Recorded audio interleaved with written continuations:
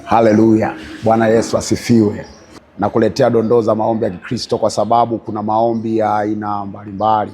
Naitwa Oscar Kindole, mchungaji kiongozi FPCT Kurasini. Tutaanza na swali, kwa nini kufunga na kuomba ni kwa muhimu? Kwa nini kufunga na kuomba ni kwa muhimu? Kwa hiyo leo nitasema moja. Tutaendelea katika huu mtiririko na kukaribisha usiache kunifuatilia. Nitazungumza kwa mtiririko. Kwa sababu ya kwanza, kufunga na kuomba kunaleta mkazo wa kiroho. Kunaleta emphasis, spiritual emphasis. Kwa maana mwanadamu ameumbwa na nafsi, roho na mwili. Kitaalam, nafsi ndiye mtu mwenyewe. Alafu unapoongelea roho unaongelea pumzi ya Mungu iliyomfanya hii nafsi kuwa hai. Lakini pia mwili maana yake ni sehemu ya mwanadamu iliyotoka katika udongo, ardhi. Kwa sababu neno mwanadamu, Adamu, linatokana na kwamba anayetoka katika udongo. Kwa hiyo unaona mwanadamu ni muunganiko wa nafsi, roho inayofanya nafsi kuwa hai na mwili alikotolewa huyu mwanadamu. Kwa hiyo Wagalatia inasema, enendeni kwa roho wala hamtatimiza tamaa za mwili.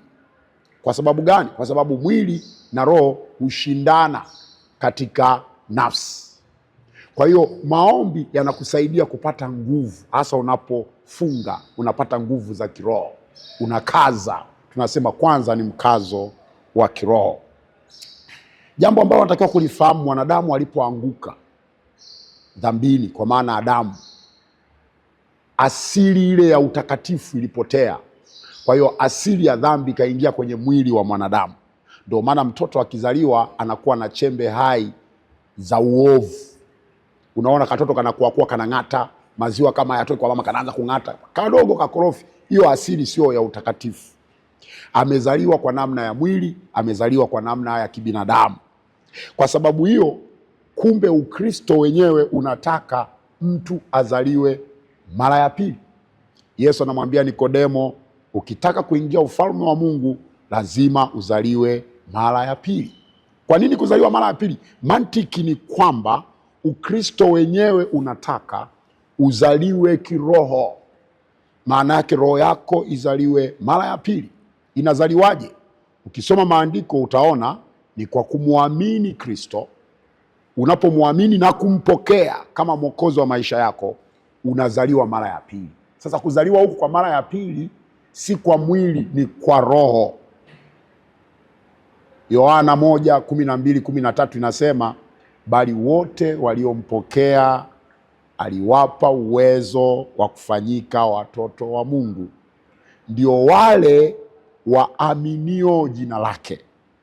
Angalia mstari wa 13, waliozaliwa si kwa damu, si kwa mapenzi ya mwili, wala si kwa mapenzi ya mtu, bali kwa mapenzi ya Mungu. Kwa hiyo tunazaliwa mara ya pili sio katika mwili, tunazaliwa kwa namna ya roho. Sasa nini kinapelekea mtu kuzaliwa mara ya pili? Maana tunajua kuzaliwa mwilini, tunajua biolojia inakuwaje, mwanamke na mwanaume mpaka wanazaa mtoto.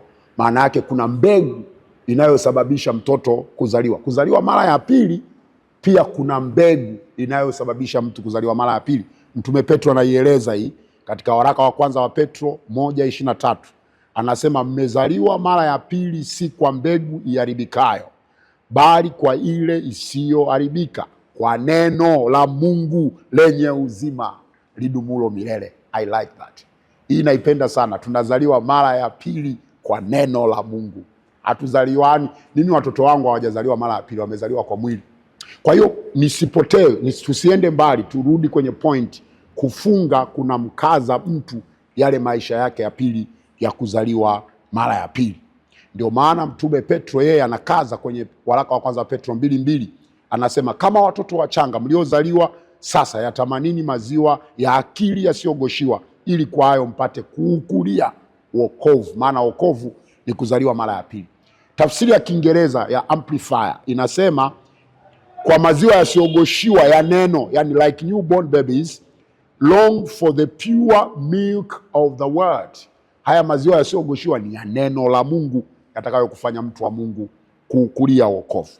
Kwa hiyo tumalize kwa kusema mkazo wa kiroho unajengwa kwa kuacha kula na kunywa. Unapoacha kula na kunywa, kinachopata nguvu zaidi ni hali yako ya kiroho. Kwa hiyo mfungo ni wa muhimu kwa sababu unamfanya mtu aliyezaliwa mara ya pili kuwa imara katika maisha yake ya rohoni.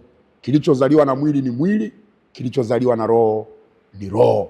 Funga kama umezaliwa kiroho ili uimarike, uwe na nguvu za kiroho, uenende kwa roho, wala usitamani tamaa za mwili. Endelea kutufuatilia. Nitazungumza sababu ya pili, sababu ya tatu. Tutakwenda mbele zaidi kuangalia kwa nini mfungo ni wa muhimu. Na kutakia baraka za Mungu. Uwe na siku njema. Asante sana.